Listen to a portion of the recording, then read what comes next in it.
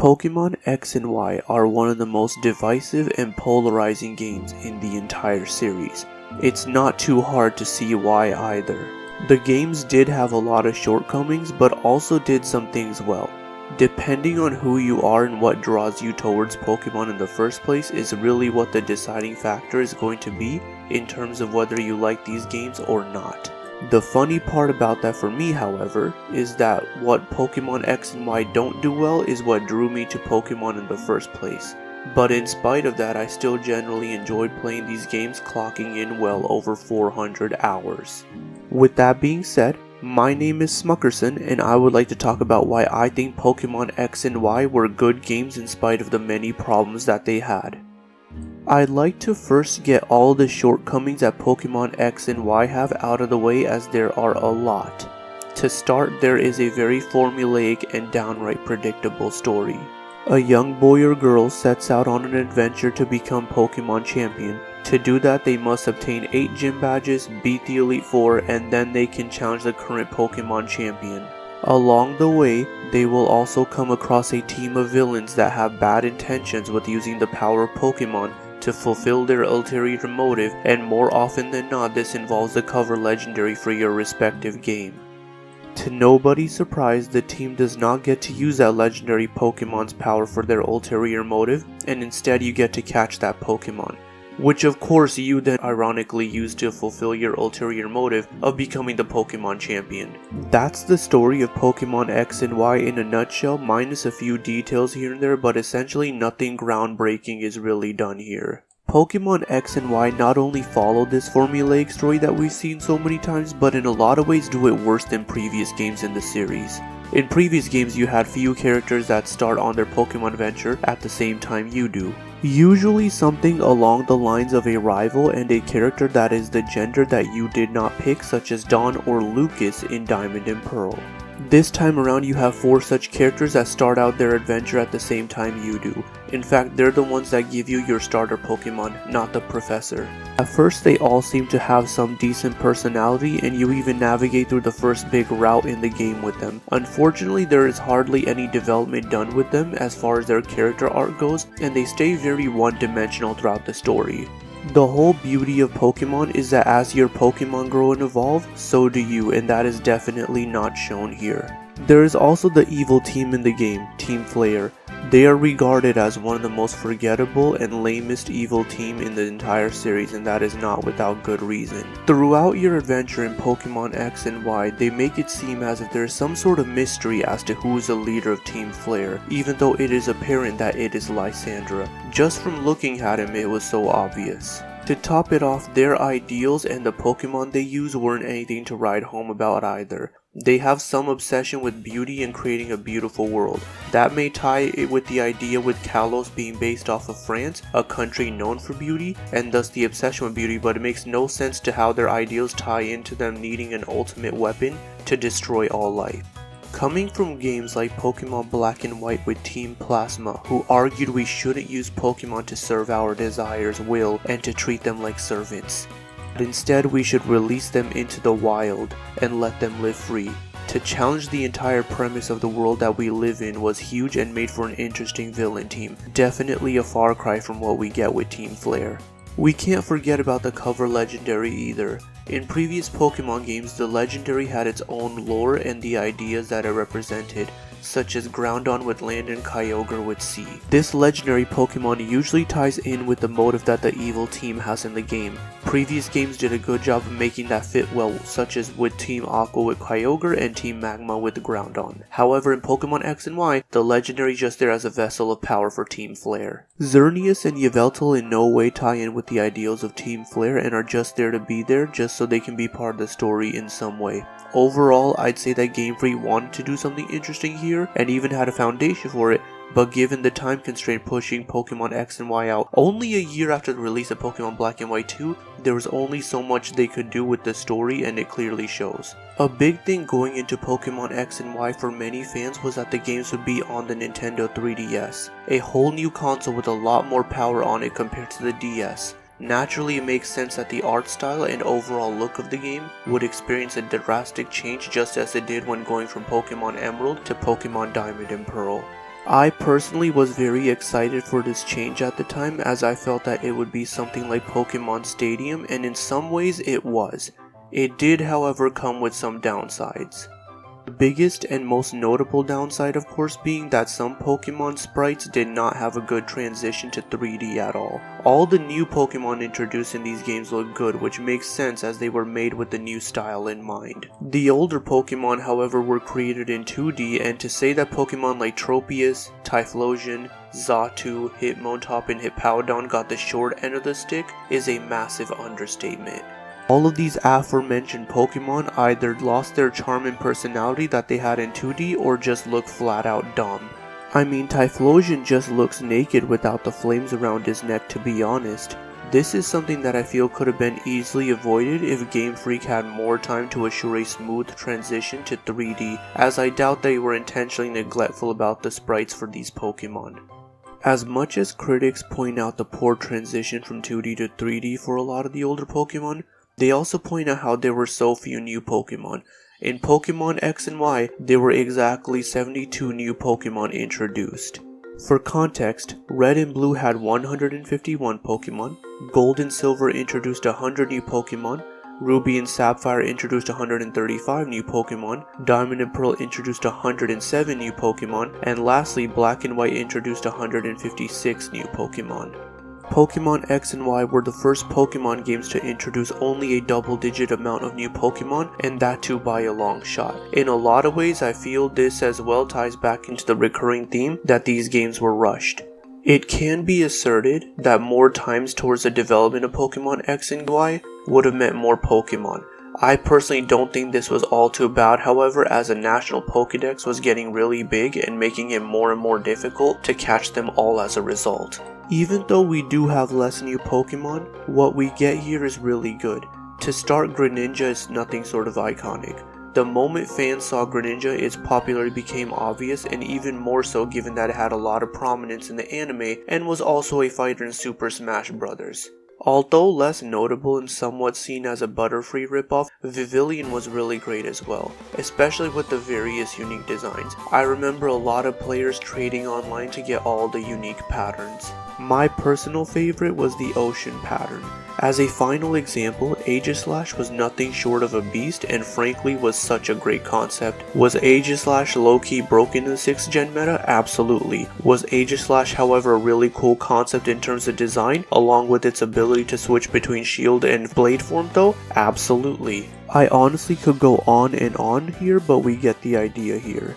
Going back to the idea of there being too few new Pokemon, I personally was at the time growing tired of Pokemon and feeling that new Pokemon games don't do enough to keep longtime fan interested and just simply slap on a bunch of new Pokemon. As a result, for me this was not a big deal, and at least what we did get was good.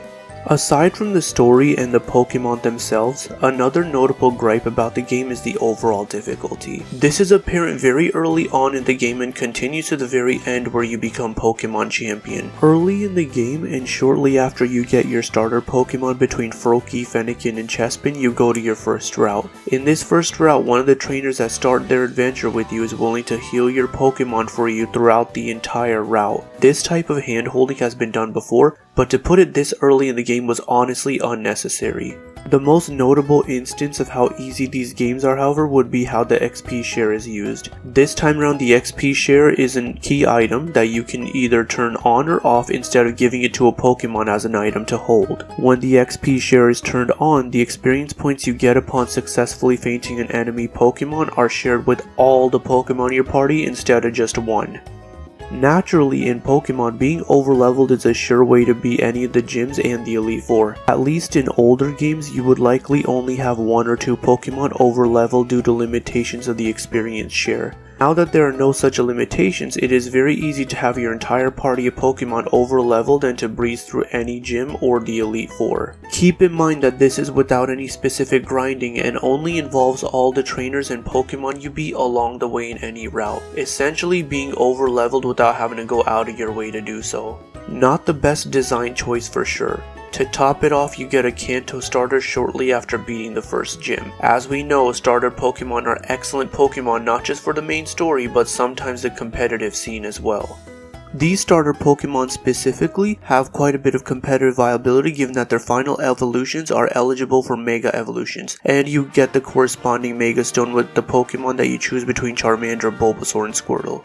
To say that adding one of these 3 iconic Pokemon to your party will make your playthrough a breeze is a big understatement. As cool of an idea as Mega Evolutions are, they also serve to make the game too easy.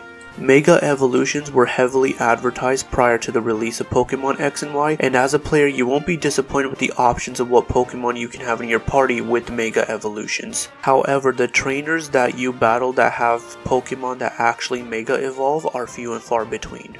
This of course hinders the Mega Evolution experience, but considering how much stronger your Pokemon are when they Mega Evolve, it essentially makes a battle that was already fairly easy even easier. If trainers with Pokemon that actually Mega Evolve were more frequent, this could have been easily mitigated. There really is no valid excuse for this. The overall reasoning for the shortcomings for Pokemon X and Y can mainly be tied to the games just not having enough development time and being rushed overall. Most of the aforementioned shortcomings reflect that, and so does the technical performance of the games. As mentioned before, Pokemon X and Y made their debut on new hardware, with that being the 3DS. Naturally, this would mean we would get good experience playing the game where the hardware has no issues running it. Unfortunately, that was not the case here, as during battles a lot of the time the frame rate would drastically drop when a Pokemon would make a move. This was usually when the move would have a lot of effects and animation and at least wouldn't happen all the time, but it is still unacceptable. Many players including me were expecting a crisp and smooth experience, and I believe given more development time, these games could have been optimized for the hardware. Another similar shortcoming that could have also been solved with more development time would be the lack of much post-game content. In Pokemon X and Y, the only notable post-game content I saw was the Battle Maison, Friend Safari, and a handful of legendary Pokemon. After beating the Elite Four, you can catch a Zygarde, Mewtwo, and the legendary bird trio who roam the region. Given that this is the 6th generation of Pokemon, there are so many other legendary Pokemon that they could have added in here, but they didn't. I personally, however, have no gripes with the Friend Safari, and the Battle Maison isn't half bad either, as it serves as a decent substitute for the Battle Tower in previous games. What we have here for post-game content is honestly not bad, it's just not enough.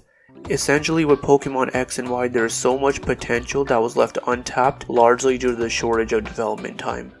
It is quite obvious that Pokemon X and Y fell flat in many aspects, but as I stated earlier, I still love these games and really enjoyed playing them. I now like to go into what made these games so great for me. The biggest and most notable strength these games had was a solid online multiplayer. Pokemon has always to some extent been a multiplayer experience that has naturally encouraged interacting with other players. Even in Red and Blue, you had to trade Pokemon with other players to truly be able to catch them all. This time, however, the multiplayer aspect was on a whole other level by being encouraging and easily accessible to other players. For starters, the player search system, also known as PSS, was an evolution of the C-Gear from the 5th generation of Pokemon games, and like the C-Gear, it is available at the bottom screen. The biggest evolution the PSS made was the addition of online capabilities. With the exception of syncing your game up to the global link site, the C-Gear's features were limited to players that were physically nearby. This time, however, the PSSU were connected to Pokemon trainers worldwide. In the top section, you had players that were added as friends on your 3DS. In the middle section, you had acquaintances who were players that you and your friends had interacted with, and in the bottom section, you had players that you had passed by. With each section, the players were represented by an icon showing their trainer's face and customized outfit. Upon selecting any trainer, you had the option to battle, trade, give O-powers, or share a trainer PR video. Keep in mind that to do any of this in previous games, you had to go to the trouble of going to the 2nd floor of the Pokemon Center or some other specific facility, and even then interactions with other players were somewhat limited. There is also an upper menu that gives various options for trading and battling with specific trainers as well, either someone physically nearby or online. It does not have to be a friend added to your 3DS. The real star of the upper menu, however, would have to be the battle spot and wonder trading. With the battle spot, you can have random online matches with people, but more importantly, you can also have ranked online matches with other players. Yes, there was now an official competitive mode for players that wanted a true test of skill against other players, something that in turn would become endless hours of fun for trainers all over the world. Pokemon has always been a naturally competitive series, but this is the first time that anyone could truly get into the competitive scene without any hassle. Wonder Trade is where you can select any Pokemon you have in your boxes and trade them to a random player. You don't know what Pokemon they have traded to you until the trade is finalized. I'll be honest, most of the Pokemon you get via Wonder Trade are going to be pretty lame, something along the lines of a Zubat or Wurmple. However, every once in a while you'll get something really rare and awesome. I myself once got a shiny Fracture via Wonder Trading. The excitement of what Pokemon you may get via Wonder Trading never ceases to amaze me, and it was another feature that players have poured countless hours into, including myself.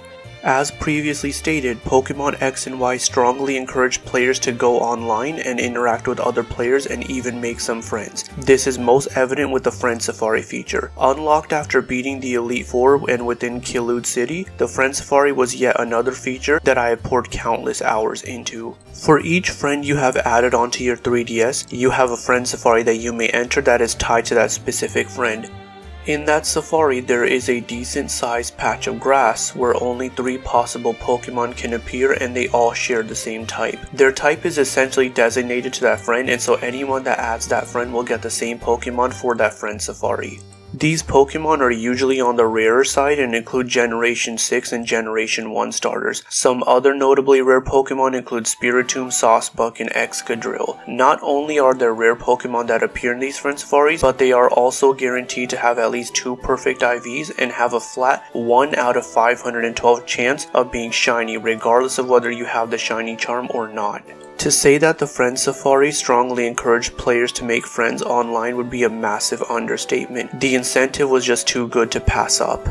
Pokemon X and Y had an excellent online multiplayer with how they streamlined it and made it very accessible and convenient for players, and that's the vibe I have with the games as a whole. A lot of overall aspects of the game were streamlined in general. With shiny hunting, we of course have the Friend Safari, but outside of that, the flat shiny rate is halved from 1 in 8,192 in previous games to 1 in 4,096. Pokemon X and Y also introduced horde encounters. Using Sweet Scent outside a battle and in a patch of grass or a cave, you can use Sweet Scent that triggers a horde battle with wild Pokemon. In a horde battle, you will be up against 5 Pokemon instead of the usual one. Normally all 5 Pokemon are the same species, and this essentially multiplies your chances of encountering a shiny Pokemon by 5. All of these aforementioned methods do a really good job of making it more possible to encounter a shiny but not making it too easy. Shiny Pokemon are still very rare in these games and are by no means a dime a dozen. It's in a very similar light with how Pokemon X and Y implement training and raising a team for competitive play.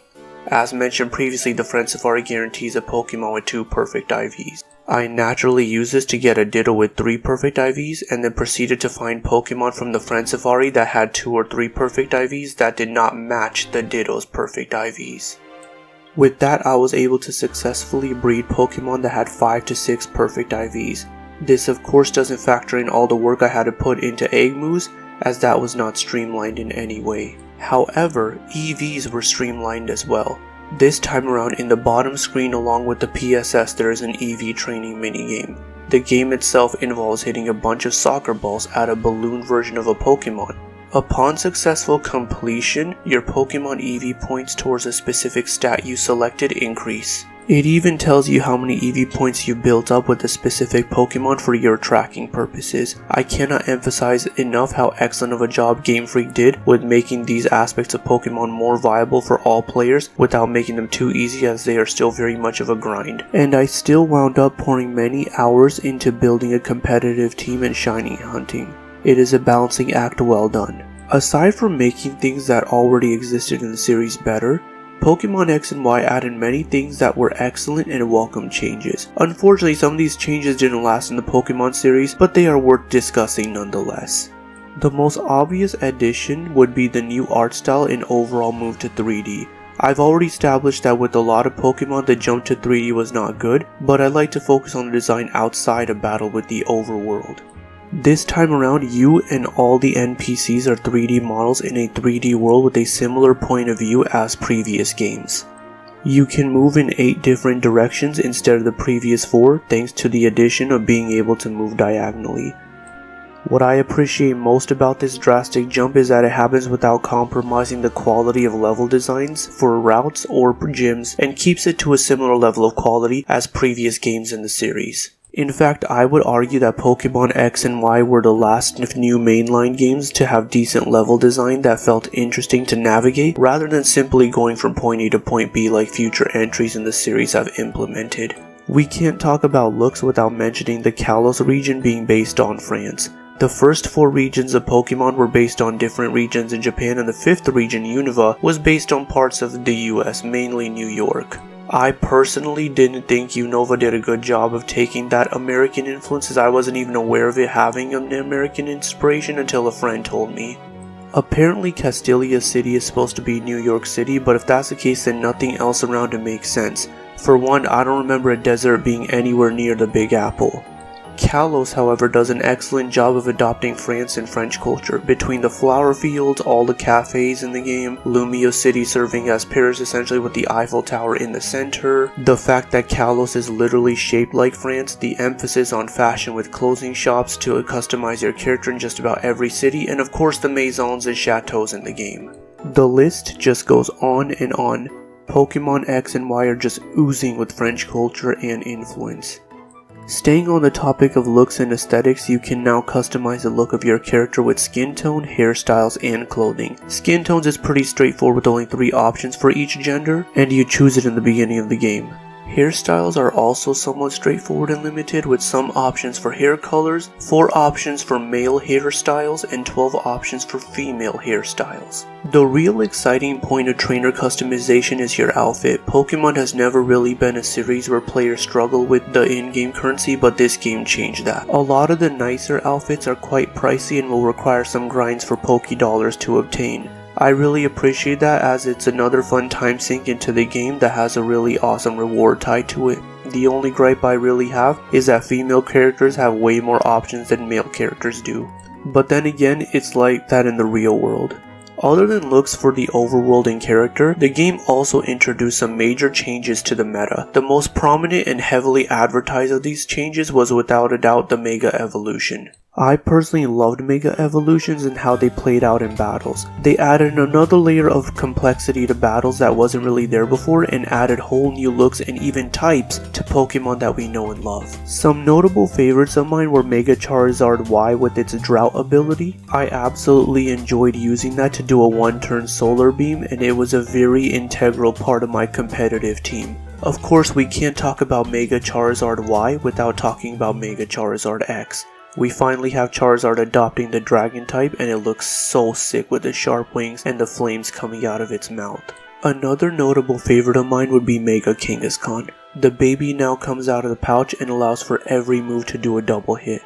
Mega Kangaskhan was definitely a favorite in competitive play with that ability. In fact, a lot of these Pokemon with Mega Evolutions were. The inherent problem with Mega Evolutions was that only so many Pokemon were given them. These Pokemon were naturally a no-brainer for competitive battles, so this resulted in a limited selection for what options players could have. Mega Evolutions essentially served as a double-edged sword where it made battles more interesting and added cool new looks for some fan-favorite Pokemon, but then also indirectly nerfed Pokemon that did not have Mega Evolutions. As much as I like Mega Evolutions, I can see why they didn't become a mainstay for the series. The new Fairy type, however, was made to stay in the series and was something that was absolutely needed. For several years up until Pokemon X and Y, Dragon type Pokemon were very dominant in all types of battles. With the introduction of Fairy types, however, they got somewhat nerfed. Not only were Fairy type moves super effective against Dragon type Pokemon with double damage, but Dragon type moves are completely ineffective against Fairy type Pokemon, similar to using an electric move on a ground type Pokemon. A lot of older Pokemon like Granbull got converted to pure Fairy types, and some became Fairy type hybrids, with Gardevoir having Psychic and Fairy. Of course, some of the new Pokemon in X and Y were also pure Fairy types or hybrids. This includes the cover legendary for Pokemon X, Xerneas, being a pure Fairy type. As far as big notable upsides to Pokemon X and Y go, that would be about it for my experience in playing them. Pokemon X and Y were good, but lackluster games that left a lot to be desired, similar to Diamond and Pearl. Prior to Pokemon X and Y, Pokemon games had already been releasing annually for years. Every year from 2009 with Pokemon Platinum to 2014 with Omega Ruby and Alpha Sapphire, we got a new Pokemon game. I believe this was once sustainable when Pokemon games were on DS hardware with more of the 2D style going on. Once Game Freak made that 3D jump, however, that changed. Because of this, you can't just look at these games as single player experiences to become Pokemon champion and then do the post-game content. You will be disappointed. Pokemon X and Y were a turning point for Pokemon, where Pokemon games became more of a multiplayer experience and were also the turning point for the trajectory of mainline Pokemon games that led us to where we are today in terms of overall quality. This does mean that the shortcomings are what they are, and to get the most out of the multiplayer you would have to beat the Elite Four, meaning you would have to sit through a boring 20-ish hour story to reap the rewards of what these games really had to offer. But at the end of the day, there is a reason why I have put well over 400 hours into Pokemon Y alone, because the multiplayer was just that good. I had so much fun coming up with a team of Pokemon to make, and then train to then battle with other trainers online. It doesn't matter how difficult a computer can be, playing against other players is always going to be the real test of skill. Growing up, I thought I was good at Pokemon, but then I started playing online and realized I had to step my game up. It invigorated a whole new fire in me for a series that I was frankly getting bored of at the time. It's such a shame that Nintendo will now be shutting down servers for the 3DS sometime in April of 2024. Meaning that many of you that have never played X and Y will be missing out on what made these games so fun. Future generations of Pokemon fans won't be able to truly enjoy what made Pokemon X and Y so great, and that makes me sad. Here's to all the memories I had playing Pokemon X and Y. Thank you so much for watching. Please do not forget to like and subscribe.